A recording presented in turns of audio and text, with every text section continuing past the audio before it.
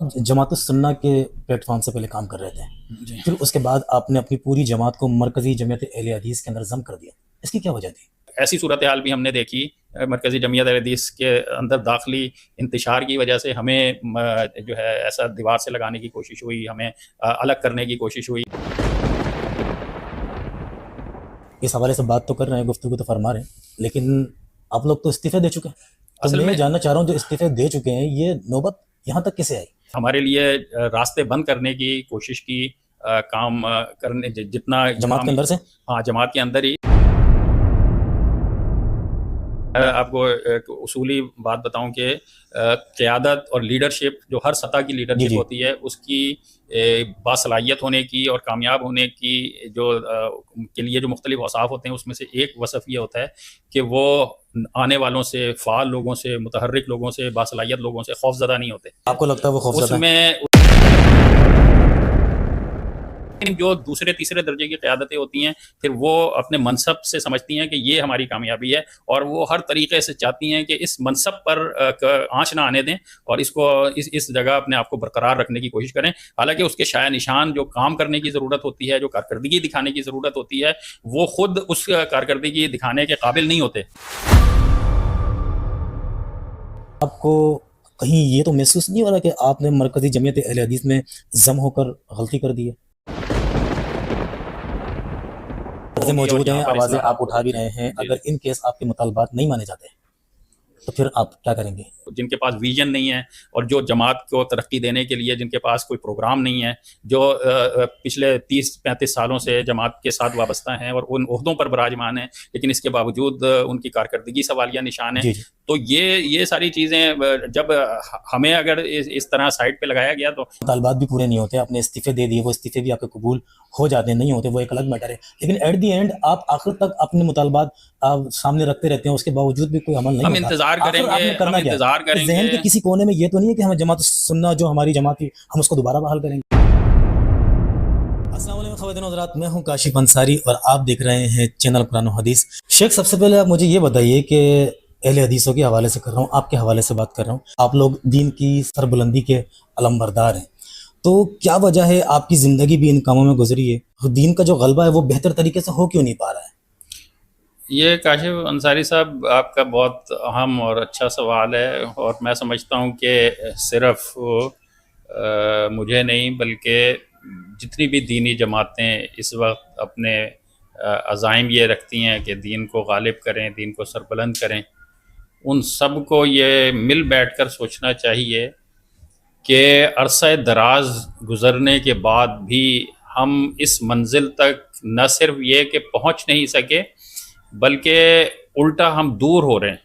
یعنی اگر ہم اپنے بزرگوں سے بات کریں نا تو وہ کہتے ہیں کہ یار ہمارا دور بہت اچھا تھا، ہمارے دور میں لوگ بڑے بااخلاق تھے، ہمارے دور میں لوگ کافی دیندار تھے، اور یہاں پہ ویسے بھی دیکھیں تو کرپشن بھی کم تھی، ملاوٹ بھی کم تھی، جرائم بھی کم تھے، ہر اعتبار سے دیکھیں، فحاشی بے حیائی کم تھی، بے راہ روی کے مواقع کم تھے، لیکن ایک طرف اتنے بڑے پیمانے پر دین کے حوالے سے لوگ سرگرم ہیں، ہزاروں کارکنان مختلف دینی جماعتوں کے پلیٹ فارم سے کام کر رہے ہیں، اور کروڑوں اربوں روپے کا سرمایہ اس مقصد کے لیے صرف کیا جا رہا ہے، لیکن پھر آخر کیا وجہ ہے کہ دین کے حوالے سے ہم منزل ہمارے قریب نہیں ہو پا رہی ہے؟ یہ بہت اہم سوال ہے جس پر سوچنے کی ضرورت ہے۔ بہرحال یہ اس کے بہت سارے عوامل ہیں، عام طور پہ ہم اپنے آپ کو یہ کہہ کر مطمئن کر لیتے ہیں کہ ہماری ذمہ داری دین پہنچانا ہے اور ہماری ذمہ داری کوشش کرنا ہے، نتائج کے ہم ذمہ دار نہیں ہیں۔ جیسے سیدنا نوح علیہ السلام کی مثال عام طور پہ دی جاتی ہے کہ 950 سال دین کی تبلیغ کرتے رہے، لیکن صرف 80 لوگ جو ہے ان کے ہاتھ پر ایمان لے کر آئے، مسلمان ہوئے۔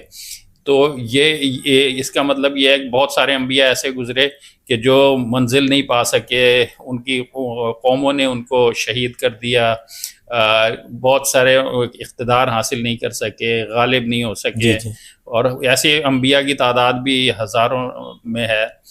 تو اس طرح کر کے ہم اپنے آپ کو مطمئن کر لیتے ہیں، لیکن میرا نقطہ نظر یہ ہے کہ یہ بالکل وجہ ہے کہ ہم نتائج کے مکلف نہیں ہیں، البتہ ہم کوشش کے مکلف ہیں، اور کوشش میں اپنی غلطیاں اپنا احتساب کرنے کے مکلف ہیں۔ اگر کچھ یعنی ایک طرف تو جو شیطانی قوتیں ہیں، جو ملحد قوتیں ہیں، جو دین سے بیزار قوتیں ہیں، وہ اپنے مقاصد میں کامیاب ہو رہی ہیں، اور ہم اپنے مقاصد میں کامیاب نہیں ہو پا رہے، تو یہ ظاہر ہے کوئی نہ کوئی تو ایسی وجہ ہے۔ آپ کو ایسا کیا لگتا ہے کہ وہ اسپیسیفک وجہ کیا ہے جس کی وجہ سے یہ جو دینی جماعتیں اپنے مقاصد حاصل نہیں کر پا رہی ہیں؟ ہاں، اس میں یہی عرض کر رہا ہوں کہ اس کے کسی ایک چیز کو ہم مورد الزام نہیں ٹھہرا سکتے، یا ایک وجہ نہیں قرار دے سکتے، بلکہ اس کے کئی فیکٹرز ہیں، اور اس اعتبار سے ہمیں دیکھنا ہے۔ مثال کے طور پہ دینی جماعتیں جو ہے از خود داخلی طور پر کتنی مؤثر ہیں۔ جی، یعنی ایک تو یہ ہے نا کہ بھائی آپ پاکستان میں اسلام کو غالب کرنا چاہتی ہیں، پاکستان کا نظام چلانا چاہتے ہیں، پاکستان کے لیے قانون سازی کرنا چاہتے ہیں، اور ہر اعتبار سے پاکستان کو بہتر بنانے کی کوشش کر رہے ہیں، لیکن آپ کی اپنی صلاحیت یہ ہے کہ آپ اپنی جماعت کے اندر عدل قائم نہیں کر پا رہے، آپ اپنی جماعت کے اندر، تنظیم کے اندر جو ہے اس کے اندر اتنی طاقت پیدا نہیں کر پا رہے کہ وہ اس معاشرے پر اثر انداز ہو سکے، تو پھر آپ پاکستان کو کیسے چلائیں گے جب آپ اپنی جماعت کو نہیں چلا پا رہے؟ تو یہ بنیادی طور پر جو غلطی ہو رہی ہے وہ یہ کہ تربیت کا عمومی طور پر نظام نہیں ہے، یا نظام ہے تو بہت ہلکا پھلکا ہے۔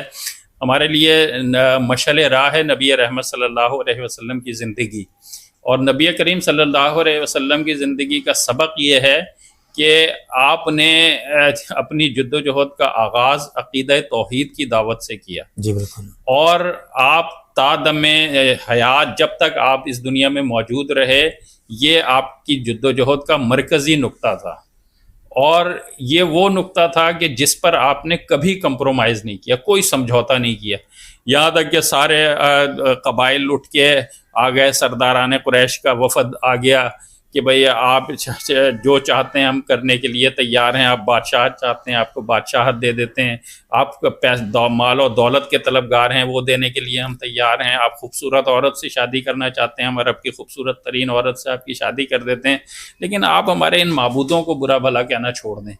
تو نبی کریم صلی اللہ علیہ وسلم نے اپنے چچا جو ان کے نمائندہ بن کے ان کو سمجھا رہے تھے، تو آپ نے فرمایا، ابو طالب کو فرمایا کہ میرے ایک ہاتھ پہ سورج رکھ دو، ایک ہاتھ پہ چاند رکھ دو، حالانکہ یہ اسباب کی دنیا میں ممکن نہیں تھا، لیکن اگر ایسا کر بھی دو تب بھی میں اس دعوت سے باز آنے والا نہیں ہوں، کیونکہ میرا تو بنیادی طور پر مقصد ہی یہ ہے، مجھے بھیجا ہی اس مقصد کے لیے گیا ہے کہ میں اللہ کی توحید کی طرف کی دعوت دوں۔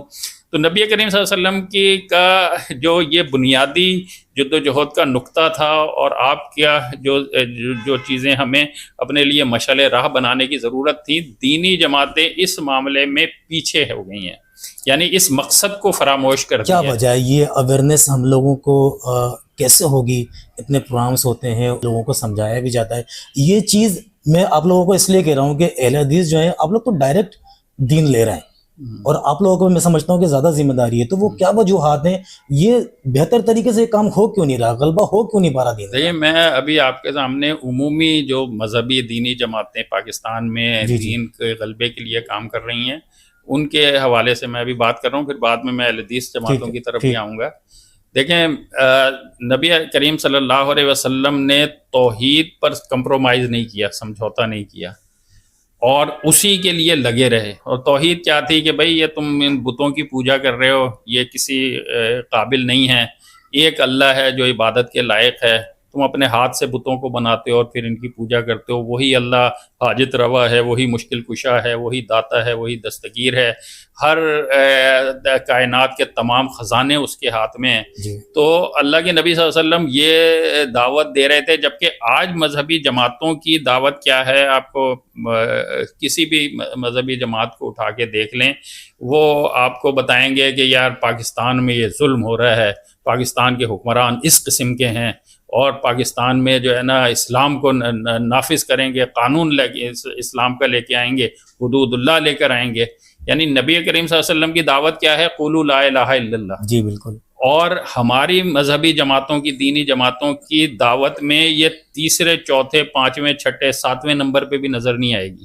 یعنی ایک دینی کارکن سے آپ بات کریں تو وہ آپ کو پاکستان کے مسائل کے تناظر میں بتائے گا کہ بھئی یہاں اس کا حل یہ ہے کہ اسلام نافذ کر دیا جائے، لیکن اسلام کا بنیاد تو توحید ہے. اس توحید کے حوالے سے کتنے ہی اس کی خلاف ورزیاں ہو رہی ہوں، شرک ہو رہا ہو، لیکن یہ مذہبی جماعتیں اس معاملے میں، بلکہ کہا یہ جاتا ہے کہ یار یہ ان معاملات میں نہیں بولو، یہ تو یہ فرقہ واریت ہو جائے گی. یعنی نبی نے اس بات پر سارا زور دے دیا کہ بھئی سب سے پہلے لوگوں کو اللہ کی طرف لے کے آنا ہے، اور اس میں بڑی حکمت تھی. جی. بڑی وجہ یہ تھی کہ اگر توحید ہی نہیں تو اعمال کی قبولیت کیسے ہوگی؟ توحید ہی نہیں تو اسلام کی عمارت استوار کیسے ہوگی؟ نبی علیہ السلام نے فرمایا کہ بنی الاسلام علی خمس، اسلام کی بنیاد 5 چیزوں پر ہے، اور اس میں سے سب سے پہلی بنیاد یہ عقیدہ توحید ہے. شہادت لا الہ الا اللہ، اس بات کی شہادت کہ اللہ کے سوا کوئی عبادت کے لائق نہیں ہے. تو اس نبی کی ترجیحات میں سب سے سر فہرست توحید ہے، اور ہماری ترجیحات میں یہ کہیں بہت ہی پیچھے چلا گیا ہے. تو مذہبی جماعتوں کی ناکامی کی ایک بڑی وجہ، ایک بنیادی وجہ یہ ہے کہ نبی علیہ السلام کی جو ترجیحات تھیں جدوجہد کی، وہ ہم نے فراموش کر دی ہیں. جب عقیدہ توحید کی بنیاد پر نبی کریم صلی اللہ علیہ وسلم نے تحریک اٹھائی تو معاشرہ خود بخود سدھر گیا، اخلاق خود بخود سدھر گیا، جو حکمران تھے وہ خود بخود بدل گئے. جو جن مقاصد کے لیے آج ہم بات کر رہے ہیں نا کہ یہ مقصد حاصل، یہ مقصد حاصل، نبی کریم صلی اللہ علیہ وسلم نے عقیدہ توحید کی دعوت کے ذریعے یہ سارے مقاصد حاصل کر لیے. یعنی جب آپ اس دنیا سے رخصت ہوئے تو عرب کی سرزمین پر عدل قائم ہو چکا تھا، انصاف قائم ہو چکا تھا، ایسے حکمران تیار ہو چکے تھے کہ جنہوں نے پوری دنیا میں اسلام کو غالب کرنا تھا، اور پوری دنیا کے لیے آنے والے وقتوں کے لیے انہوں نے اپنی ایسے طرز حکمرانی کی مثالیں چھوڑنی تھی کہ لوگ ان کو فالو کریں. تو اتنی عظیم کامیابیاں نبی کریم صلی اللہ علیہ وسلم نے حاصل کی. لیکن آپ مکی دور میں چلے جائیں تو بحث کیا ہو رہی ہے؟ بھئی یہ بتوں کا یہ نہیں، ان کی نہیں عبادت ہوگی، عبادت اللہ کی ہوگی. تو یہ اتنی اہم مسئلہ ہے، اور اس اہم مسئلے کو دینی جماعتوں نے فراموش کر دیا ہے. پھر اس کے علاوہ آپ جب اور آگے جائیں کہ تربیت جو کارکنان کی، نبی علیہ السلام کے کارکنان جو تھے صحابہ کرام رضوان اللہ علیہم اجمعین، ان کے دلوں میں آخرت کی فکر تھی، ان کے دلوں میں اللہ کا خوف تھا، اللہ کی معرفت ان کو کرائی گئی تھی، وہ آخرت کے طلبگار تھے.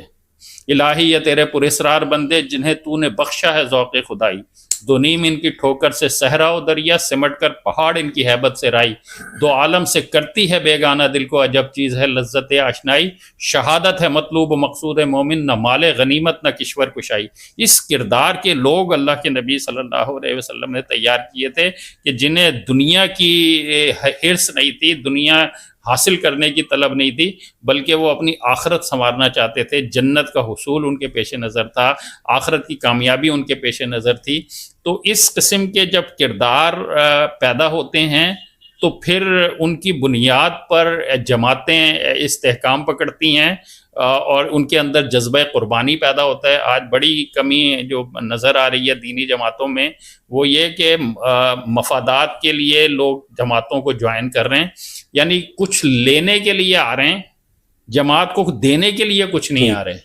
تو یہ جبکہ صحابہ کرام رضوان اللہ علیہم اجمعین جو اسلامی جماعت کے اولین کارکنان تھے، وہ اپنا سب کچھ قربان کرنے کے لیے آ رہے تھے جماعت میں.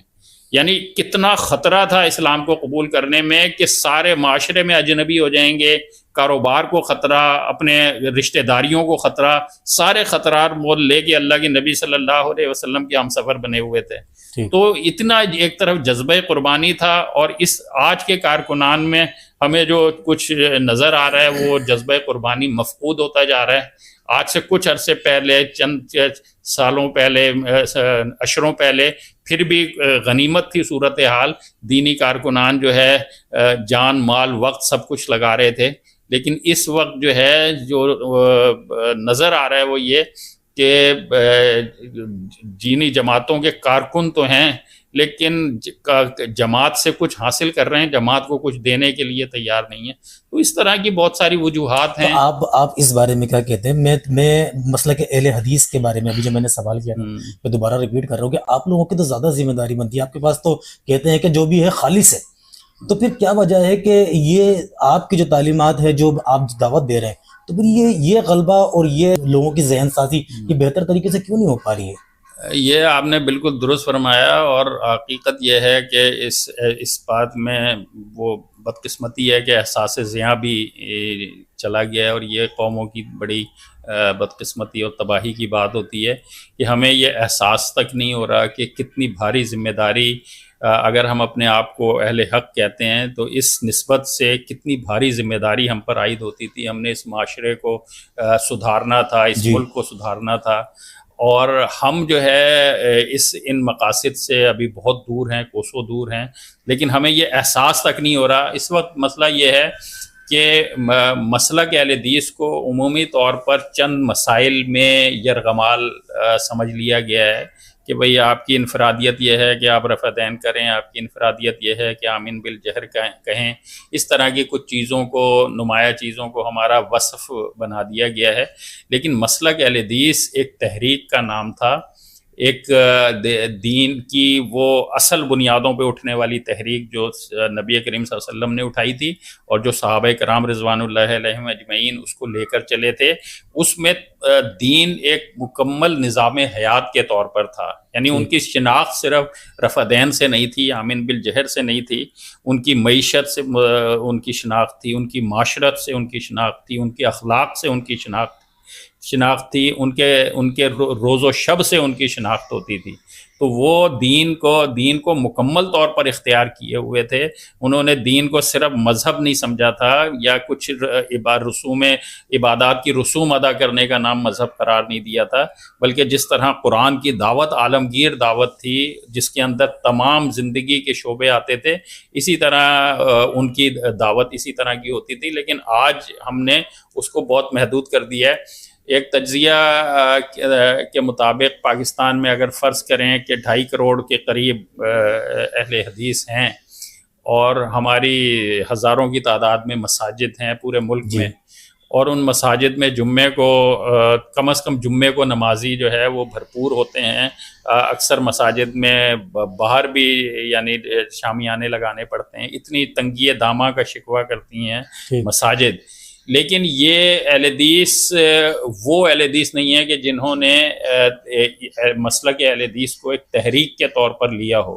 یعنی انہوں نے یہ ذمہ داری سمجھی ہو کہ اللہ تعالیٰ نے مجھے حق سے روشناس کرایا ہے، عقیدہ میرا درست ہو گیا ہے، اور میں دین کا فہم درست حاصل کر لیا، اب یہ دین جو ہے میں نے دوسروں تک منتقل کرنا ہے، اس کو لے کے کھڑا ہونا ہے، اس کو سربلند کرنا ہے، لوگوں تک پہنچانا ہے.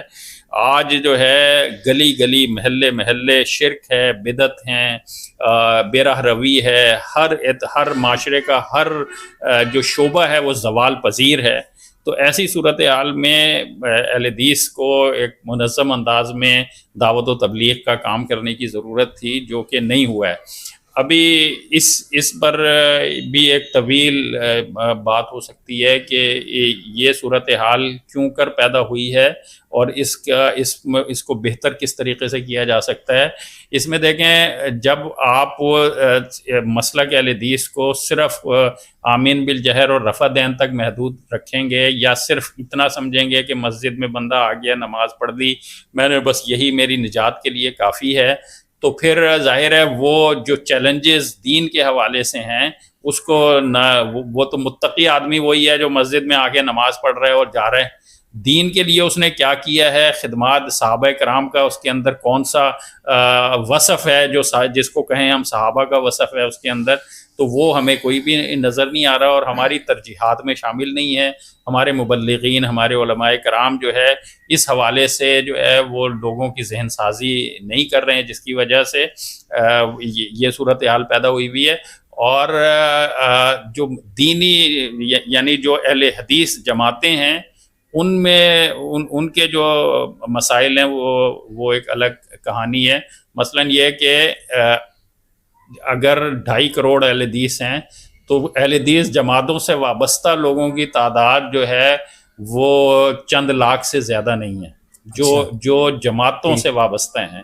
تو اس وجہ سے جماعتیں خود غیر مؤثر ہیں. جماعتیں اتنی جو ہے وہ لوگوں کی کو اپنے رنگ میں رنگ نہیں سکیں اور اپنی ساتھ ہم سفر نہیں بنا سکیں، ان کی ذہن سازی کر کے ان کو انقلاب کے لیے تیار نہیں کر سکیں، دین کے لیے ان کے اندر قربانی کا جذبہ پیدا نہیں کر سکیں، اپنی جماعت کے ساتھ ان کی وابستگی نہیں بڑھا سکیں.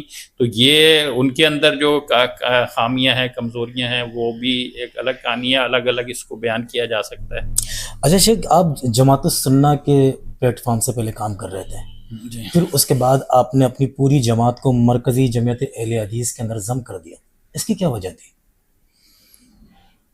آخرت میں جواب دہی کا احساس. اصل میں جماعت چلانا جو ہے یہ ایک بہت بھاری ذمہ داری ہے، اور ہمارے اندر جذبہ موجود تھا، صلاحیت موجود تھی، ٹیلنٹ موجود تھا، لیکن جو بزرگ ہیں، علماء ہیں، ان کی سرپرستی جو ہے اگر نہ ہو تو ظاہر ہے کچھ مس گائیڈ ہونے کے خطرات ہوتے ہیں. تو ہم نے اپنے آخرت کو محفوظ بنانے کے لیے محفوظ راستہ یہ سمجھا کہ ایسی جماعت کو ہم جوائن کر لیں کہ جو علماء کی سرپرستی میں چل رہی ہو، جو ہے جس کی بنیادیں اپنے وقت کے جید علماء نے رکھی ہوں. اور پھر اس میں ہمیں یہ بھی تھا کہ ایسی جماعت کہ جو عصری تقاضوں کے مطابق جد و جہد کر رہی ہو، جو سیاست میں بھی جس کا رول ہو، اور جو دعوت و تبلیغ کے میدان میں بھی اور درس و تدریس کے میدان میں بھی اس معاشرے پر اثر انداز ہونے کی کوشش کر رہی ہو. تیسری اس میں ایک خاص بات جو ہمارے چناؤ میں اہم تھی وہ یہ کہ ایسی جماعت جو ایجنسیوں کے اسٹیبلشمنٹ کے دستور میں سے باہر ہو، اور ایسا نہ ہو کہ وہ ڈکٹیشن لیتی ہو اور اس کے مطابق چلتی ہو، اور اس کے نظریات میں بھی اس طرح کا کمی بیشی ہوتی رہتی ہو، جھول آتا رہتا ہو. تو اس اعتبار سے مرکزی جمعیت اہل حدیث ہمیں سب سے زیادہ سوٹ کرتی تھی، اور ہم نے یہ مل کر تمام ساتھیوں نے یہ فیصلہ کیا کہ ہم مرکزی جمعیت اہل حدیث میں کام کریں گے. کیسا ایکسپیرینس رہا پھر آپ کا؟ جو تو مرکزی جمعیت اہل حدیث ایسی جماعت ہے کہ جہاں پر کام کے مواقع موجود ہیں، آگے بڑھنے کے جو ہے کوئی اس میں رکاوٹ نہیں ہے. بالخصوص میں یہ ذکر کروں گا ہمارے مرحوم رہنما، ہمارے امیر سینیٹر پروفیسر ساجد میر صاحب، جو اب اس دنیا میں نہیں رہے، اور اسی سال مئی میں ان کی وفات ہوئی ہے. اور وہ مرکزی جمعیت اہل حدیث کو متحد رکھنے میں اور مرکزی جمعیت اہل حدیث کو مختلف شعبوں میں قابل ذکر کارکردگی کا حامل بنانے میں ان کی بڑی صلاحیت کا بھی بڑا دخل تھا، ان کے تقوی کا بڑا دخل تھا. بہت ہی نیک انسان تھے. تو انہوں نے مرکزی جمعیت اہل حدیث میں کام کرنے کے مواقع ہر ایک کے لیے راستے کھولے اور فراہم کیے. ایسی صورتحال بھی ہم نے دیکھی مرکزی جمعیت اہل حدیث کے اندر داخلی انتشار کی وجہ سے ہمیں جو ہے ایسا دیوار سے لگانے کی کوشش ہوئی، ہمیں الگ کرنے کی کوشش ہوئی، لیکن اس کے باوجود ساجد میر رحمۃ اللہ علیہ کی دانائی اور بصیرت اور تنظیمی صلاحیت تھی کہ انہوں نے ہمیں ضائع ہونے سے بچایا اور ہمارے لیے مواقع فراہم کیے، اور اپنے بہت ہی دیرینہ لوگوں کے مطالبات کے باوجود بھی ہمیں جماعت کے اندر کام کرنے کے مواقع اسی طرح بلکہ اور زیادہ آزادی کے ساتھ انہوں نے فراہم کر دیے.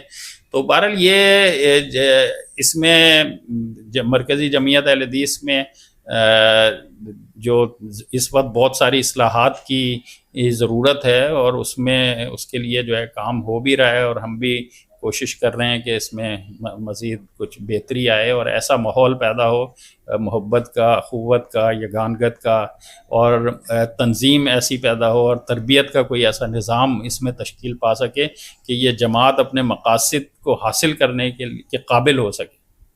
لیکن شیخ، آپ اس حوالے سے بات تو کر رہے ہیں، گفتگو تو فرما رہے ہیں، لیکن آپ لوگ تو استعفے دے چکے ہیں.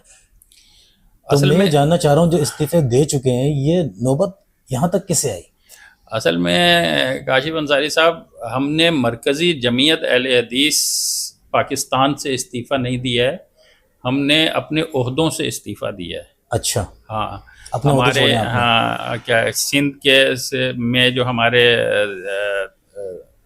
ہم خیال ساتھی تھے، ان سب نے یہاں جو مرکزی جمعیت اہل حدیث سندھ اور کراچی میں جو وائلیشن ہو رہا تھا دستور کا، اور جو خلاف ورزیاں کی جا رہی تھیں دستور کی بھی اور اخلاقی روایات کی بھی، ہم نے اس پر احتجاج کیا.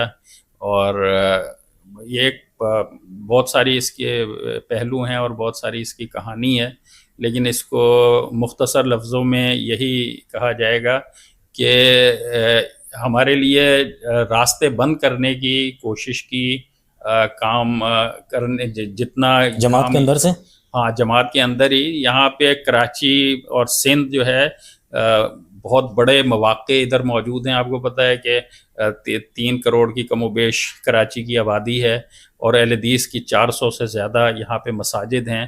اہل حدیث کا بہت بڑا سرمایہ دار طبقہ یہاں پر موجود ہے، یہ امتیازی پڑھے لکھے سلوک لوگ جو ہے، موجود ہیں. جو امتیازی سلوک آپ بتا رہے ہیں کہ جماعت کے اندر سے ہی یہ سب کچھ ہو رہا ہے، تو یہ کراچی والوں کے لیے خاص طور نہیں، اس میں دیکھیں ایک میں آپ کو ایک اصولی بات بتاؤں کہ قیادت اور لیڈرشپ، جو ہر سطح کی لیڈرشپ جی. ہوتی ہے، اس کی باصلاحیت ہونے کی اور کامیاب ہونے کی جو کے لیے جو مختلف اوصاف ہوتے ہیں، اس میں سے ایک وصف یہ ہوتا ہے کہ وہ آنے والوں سے، فعال لوگوں سے، متحرک لوگوں سے، باصلاحیت لوگوں سے خوف زدہ نہیں ہوتے. ان کو جماعت کے مقاصد حاصل کرنے سے دلچسپی ہوتی ہے. آپ کو لگتا ہے وہ خوفزدہ ہے؟ اس میں یہ ہوتا ہے کہ اگر موقع جو نئے آنے والے اگر زیادہ کام کر کے دکھا سکتے ہیں تو ان کے لیے وہ راستے کھول دیتے ہیں. ان کے لیے اور زیادہ وہ سمجھتے ہیں کہ جماعت کامیاب ہوگی تو میں کامیاب ہوں گا. یعنی وہ لیڈر یہ سمجھتا ہے کہ مقاصد حاصل ہوں گے تو میں کامیاب ہوں گا. میرا اس عہدے پر بیٹھنا میری کامیابی نہیں ہے، صحیح، اس منصب پر رہنا میری کامیابی نہیں ہے. ہے. لیکن جو دوسرے تیسرے درجے کی قیادتیں ہوتی ہیں، پھر وہ اپنے منصب سے سمجھتی ہیں کہ یہ ہماری کامیابی ہے، اور وہ ہر طریقے سے چاہتی ہیں کہ اس منصب پر آنچ نہ آنے دیں اور اس کو اس جگہ اپنے آپ کو برقرار رکھنے کی کوشش کریں. حالانکہ اس کے شایع نشان جو کام کرنے کی ضرورت ہوتی ہے، جو کارکردگی دکھانے کی ضرورت ہوتی ہے، وہ خود اس کارکردگی دکھانے کے قابل نہیں ہوتے، لیکن اس کے باوجود ان مناصب کو بھی چھوڑنے کے لیے تیار نہیں ہوتے، اور ایسے باصلاحیت لوگوں سے ان کو اپنے آپ کو خطرات محسوس کرتے ہیں کہ اگر یہ آگے آ گئے تو ہمارا کیا بنے گا. اس طرح کی صورتحال بہرحال ہوتی ہے. تو ہم نے مرکز کو اس صورتحال میں ہم نے مرکز کی توجہ دلائی ہے کہ اگر سندھ میں کام کو آگے بڑھانا ہے، یہاں پہ وسائل بہت ہیں، یہاں پہ سیاسی طور پر آپ بہت کچھ کر سکتے ہیں، یہ میڈیا کا ہب ہے، یہاں میڈیا کی سطح پر بہت بڑے بڑے کام کیے جا سکتے ہیں، اور ہم نے اللہ کا فضل ہے کر کے بھی دکھایا. اندرون سندھ جو ہے اس وقت راستے کھلے پڑے ہوئے ہیں. جماعتیں جو بھی ہیں اہل حدیث، وہ بھی انتہائی کمزوری کی حالت میں ہیں. اگر جو آگے بڑھ کے سنبھال لے گا کام کو، جو آگے بڑھ کر دعوت و تبلیغ کا، مساجد و مدارس کے انتظام و انصرام کا، جو آگے بڑھ کے علاقائی سیاست کا، تو وہ سب اس میں مواقع موجود ہیں. لیکن اس میں یہ اصلاحات کرنے کی ضرورت ہے، اس میں وہ بہتری لانے کی ضرورت ہے، میرٹ پر فیصلے کرنے کی ضرورت ہے. ہم نے عدل اور انصاف کا مطالبہ کیا ہے کہ جو ہمیں یہ نہیں چاہیے کہ ہمیں ہمارے حق میں کوئی فیصلہ کر دیا جائے. ہم یہ چاہتے ہیں کہ انصاف کے ساتھ، عدل کے ساتھ فیصلہ کر دیا جائے، میرٹ پر تقرریاں کر دی جائیں، تو پھر جماعت جو ہے انشاءاللہ آگے بڑھے گی. اچھا، آپ کو مطلب ایسا لگ رہا ہے کہ جو تقرریاں ہیں وہ میرٹ پہ نہیں ہے؟ جی بالکل. اور آپ کو کہیں یہ تو محسوس نہیں ہو رہا کہ آپ نے مرکزی جمعیت اہل حدیث میں ضم ہو کر غلطی کر دی ہے؟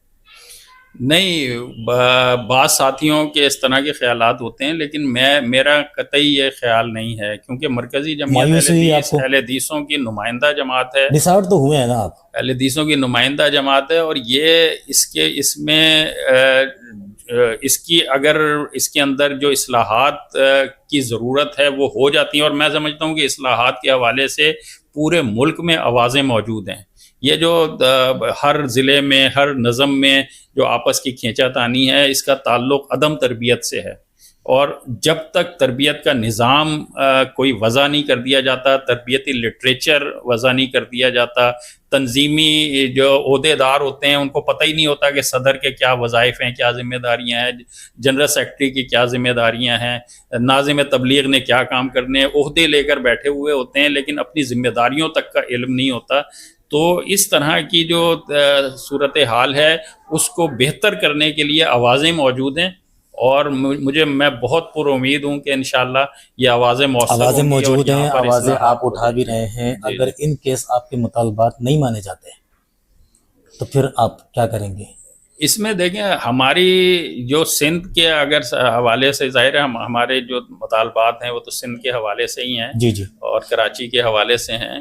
ہم آپ کے ذہن کے کسی مرکزی کونے میں جمعیت اہل حدیث سے وابستہ ہیں جی جی اور وابستہ رہنا چاہتے ہیں، اور انشاءاللہ وابستہ رہیں گے.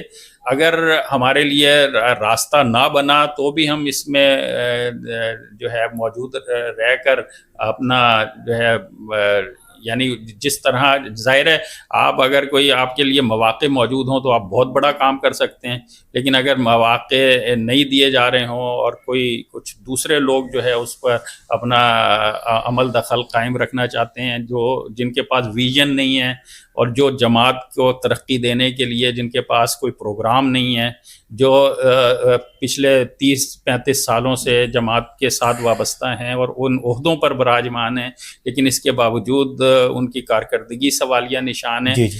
تو یہ ساری چیزیں جب ہمیں اگر اس طرح سائٹ پہ لگایا گیا تو ہم تو بیٹھے ہوئے تو ہیں، ہم کام تو جو اپنے اثر میں دعوت و تبلیغ کا کام یہی پوچھنا چاہ رہا ہوں کہ وہ کرتے رہیں گے، وہ ہمارے لیے کوئی بھی بند نہیں کر سکتا. ٹھیک ہے، آپ کے مطالبات بھی پورے نہیں ہوتے، آپ نے استعفے دے دیے، وہ استعفے بھی آپ کے قبول ہو جاتے ہیں، نہیں ہوتے وہ ایک الگ میٹر ہے، لیکن ایٹ دی اینڈ آپ آخر تک اپنے مطالبات آپ سامنے رکھتے رہتے ہیں، اس کے باوجود بھی کوئی عمل نہیں ہوتا. ہم انتظار کریں گے، ہم انتظار کریں گے. ذہن کے کسی کونے میں یہ تو نہیں ہے کہ ہمیں جماعت سننا جو ہماری جماعت تھی ہم اس کو دوبارہ بحال کریں گے؟ دیکھیں یہ میرے صرف قابو میں سے باہر حالات ہو سکتے ہیں جو صورتحال مجھے نظر آتی ہے، لیکن اگر مرکز سے اس سلسلے میں صحیح سمجھ لیں فیصلے ہو گئے مرکز سے، اور میں نے جیسے پہلے بھی کہا کہ ہمیں کوئی کسی حمایت کی ضرورت نہیں ہے، ہم اپنی کارکردگی پہ کھڑے ہیں. ہمارا جو کیس ہے وہ کارکردگی کا کیس ہے، کارکردگی کی بنیاد پر وہ دائر ہوا کیس ہے. اگر وہاں سے عدل انصاف کے ساتھ ہو جاتا ہے تو یہ تو بہت ہی اچھی چیز ہے، تمام ساتھی اس سلسلے میں مطمئن ہو جائیں گے. لیکن اگر ایسا نہیں ہوتا تو ظاہر ہے پھر ہمارے درمیان بھی کچھ انتشار ہو سکتا ہے، کچھ ساتھی کچھ فیصلہ کر لیں اور کچھ ساتھی جو ہے جس طرح میرا ذہن یہی ہے کہ ہمیں صبر کرنا ہے، آگے کا انتظار کی پالیسی. پلان تو ہوتا ہے نا ذہن کے اندر، ایک دماغ کے اندر پلان تو ہوتا ہے نا. نہیں پلان تو یہ ہے نا کہ یہ قیادت کو اگر فرض کریں قیادت مزید انہی لوگوں کو موقع دینا چاہتی ہے جو جن کو 35 سالوں سے موقع دیا ہوا ہے، اور جو 35 سالوں سے اتنا کچھ نہیں کر سکے تو وہ آئندہ 1-2 سالوں میں بھی کچھ نہیں کر ستے. تو قیادت کو خود معاملے کو سمجھ آ جائے گی. آپ کا کیا سٹینڈ ہوگا، آپ نے کیا کرنا ہے؟ نہیں تو یہی تو میں آپ کو بتا رہا ہوں نا کہ اگر ہم نے انتظار کیا، اگر ہم نے صبر کر لیا تو امید ہے کہ حالات ہمارے لیے سازگار ہو جائیں گے. نہیں ہوئے تو ہو جائیں گے، یہ یقینی بات ہے. دیکھیں 100% تو کوئی چیز یہ یقینی بات ہے. اچھا، آپ کو لگتا ہے ہر حال میں ہو جائیں گے؟ بالکل. شیخ بہت بہت شکریہ آپ کا، تھینک یو ویری مچ، آپ تشریف لائے. Thank you. چلیں بہت اچھا کاشف، آپ بھی جو ہے جو کام کر رہے ہیں جو ہماری نظر سے گزر رہا ہے، تو اللہ تعالیٰ آپ کے اس کام میں مزید برکت عطا فرمائے. یہ بہت بڑا میدان ہے اور بہت اہم میدان ہے جس کو آپ نے اختیار کیا ہے. اللہ تعالیٰ اس میں کامیابیاں دے آپ کو. آمین. بس شیخ آپ کی دعاؤں کی ضرورت ہے.